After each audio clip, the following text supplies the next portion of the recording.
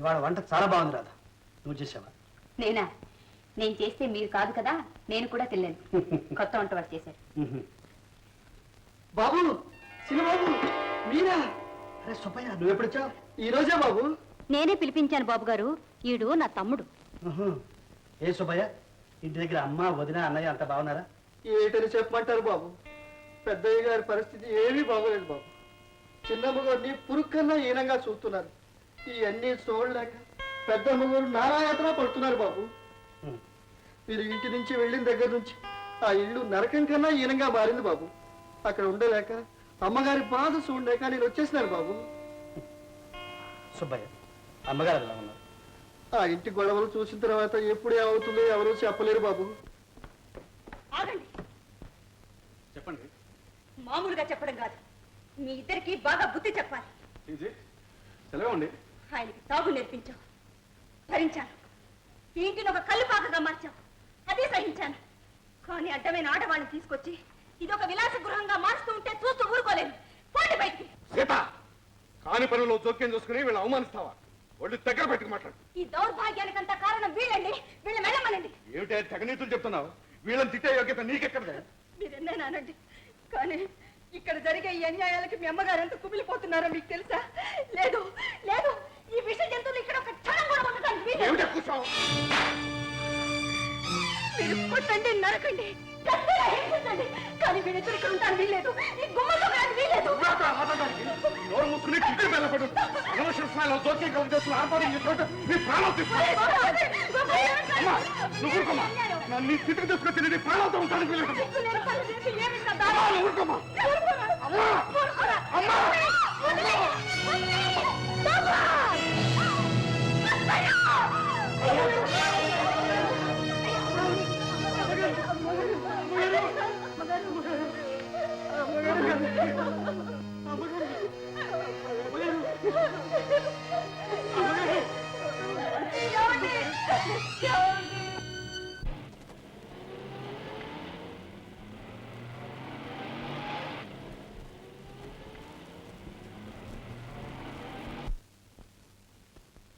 ఏమిటి అందరూ ఎక్కడున్నారు? ఏం జరిగింది? చిన్నబాబు,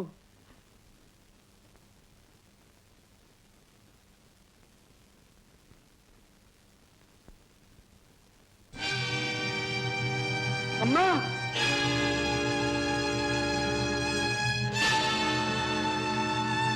అమ్మా, అమ్మా, అమ్మా, అమ్మా.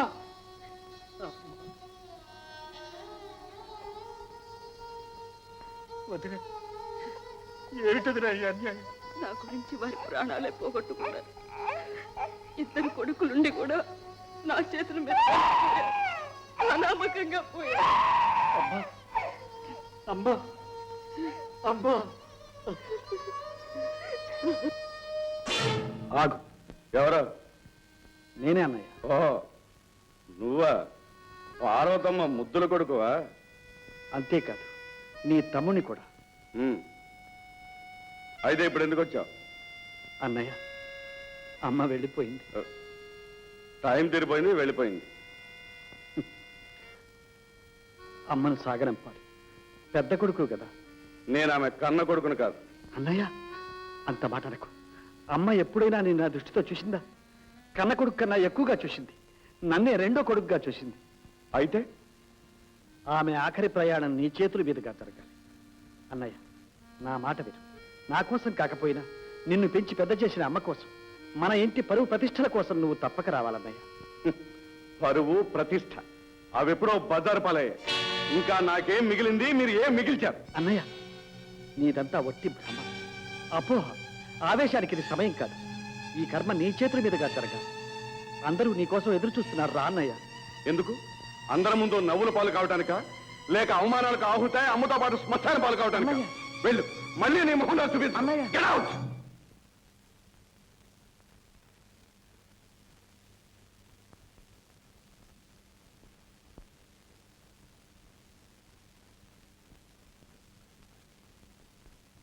బాబు గారు, ఈ పద్ధతి నాకు బాగా నచ్చింది. మన పరువు నిలబడింది. ఏమంటావు గిరి? కరెక్ట్ అంటాను.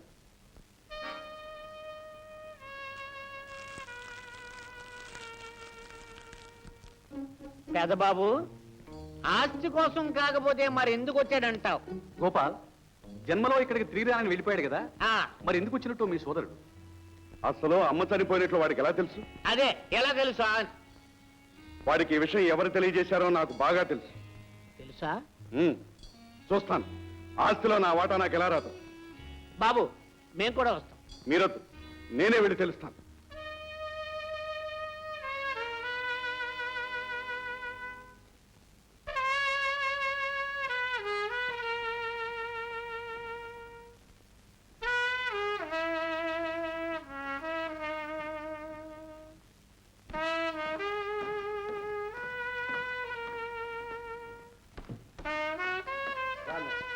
మర్యాద తర్వాత.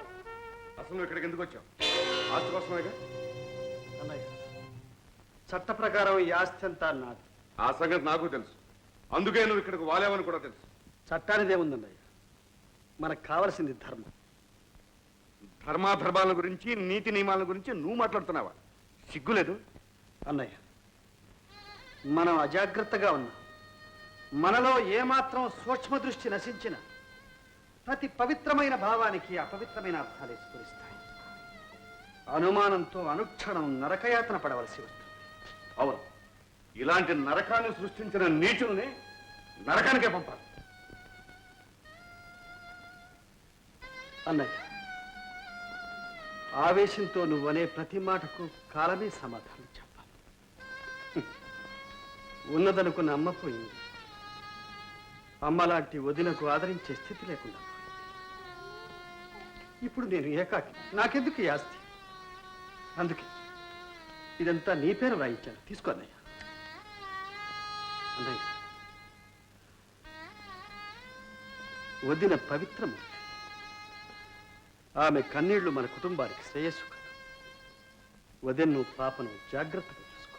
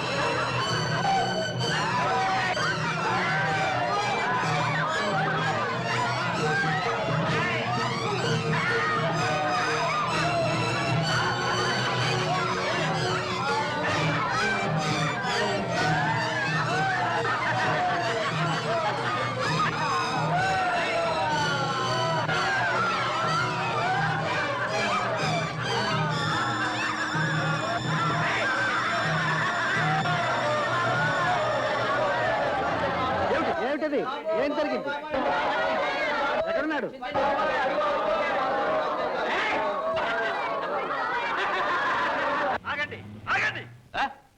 ఎవరు నువ్వు?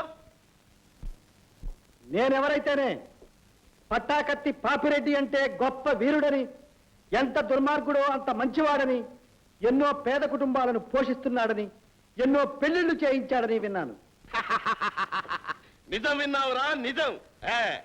నేను విన్నదంతా నిజం కాదని, నువ్వెంతో నీచుడవని, పిరికివాడవని ఇప్పుడే తెలిసింది. ఏం కూసావురా? అవును, సింహం ఏనుగుని కొడుతుంది కానీ కలిచేమల్ని కాదు. గద్ద కన్ను నాగుపాము మీదే కానీ వానపాము మీద కాదు. ఈ కొంపల మీదనా నీ ఆర్భాటం? ఎదురు తిరగడానికి శక్తి లేని దరిద్రులు అమాయకుల మీదనా నీ దౌర్జన్యం? వీళ్లను దోచుకోవడమా నీ ప్రతాపం? పెద్ద పెద్ద నీతులు చెప్తున్నావు. ఏం నువ్వు అనేది? ఈ కొంపలు దోస్తే నీకే వస్తుంది. నీకొక్క పూట తిండికి సరిపోతుందా? ఈ మాత్రానికి ఇంత దౌర్జన్యం, దుర్మార్గం దేనికి? మీకు కావలసింది డబ్బేగా. నాతో రండి. మూలబడి మూలుగుతున్న లక్షలు చూపుతాను. దోచుకోండి, అంతా దోచుకోండి. మీకు కావలసిందంతా దోచుకోండి. జీవితంలో ఇక దోచాల్సిన అవసరం లేకుండా దర్జాగా బ్రతకండి. మాయ చేస్తున్నావా? మాయ. చిన్న పిల్లోడని అనుకున్నావా సిలక మిఠాయి చూపించి ఆడించడానికి? ఈ పాపిరెడ్డి కొనగోరు కూడా ఇంతవరకు ఎవరికి చిక్కలేదు. నీ మాటలు నమ్మి నీతో రావటానికి ఎదవని అనుకున్నావా? ఎల్లరా! నువ్వు అలా భయపడ్డ న్యాయమే. నీ బ్రతుకలాంటిది. ఏమన్నావు? నేను భయపడతానా? చెప్పనా డబ్బు ఎక్కడ దాచిపెట్టావు? నా ఇంట్లో ఉంది. మాయాల ఇదేదో పెద్దెత్తే. పాపిరెడ్డి, నిజం చెప్తున్నాను, నా మాట నమ్ము. నీకేమాత్రం ధైర్యం ఉన్నా నాతో రా. పదండ్రా.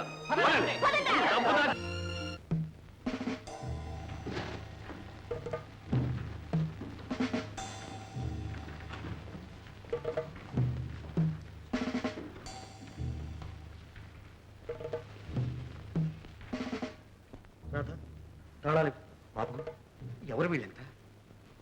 అతనే గజదొంగ పట్టాకత్తి పాపిరెడ్డి, అతని ముఠ. పట్టాకత్తి పాపిరెడ్డి? భయం ఎందుకు మామగారు? అతను మనలాంటి మనిషి. మీరు తాళాలు ఇవ్వండి.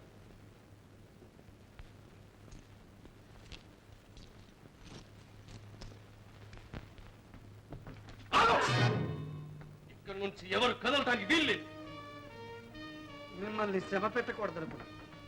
సరే, ఇదిగో ఇవి మేడ మీద బీరువారు, ఇవి పడగదివి, ఇవి పూజ గదిలో ఎనపెట్టి తాళాలు. తీసుకోండి.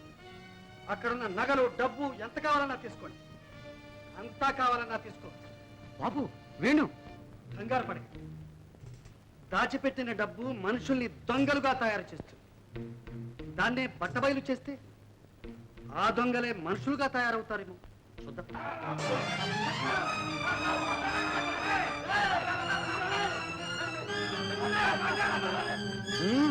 తీసుకోండి. అన్నిటికీ తొందర దొంగన్నాయారు. ఈ డబ్బు తాగు. ఇదేదో పెద్ద అంటే అంటే ఇట్టా ఇచ్చి అట్టా పట్టించే ఎత్తేదైనా ఉందా అని. అలా చేస్తే నన్నేమంటారు? దొంగ అంటాను. చిత్రం వారి నక్క అంటాను. ఏదో నాయ అంటాను. మీరు అంతకన్నా ఇంకేమనగలరు? మీ బ్రతుకులతో పాటు మనసుల్ని కూడా ఎంత పాడు చేసుకున్నారు. మీలో ఎంత ద్వేషాన్ని నింపుకున్నారు. ఓకే, మీకే భయం అక్కర్లేదు. నిరభ్యంతరంగా తీసుకెళ్ళచ్చు.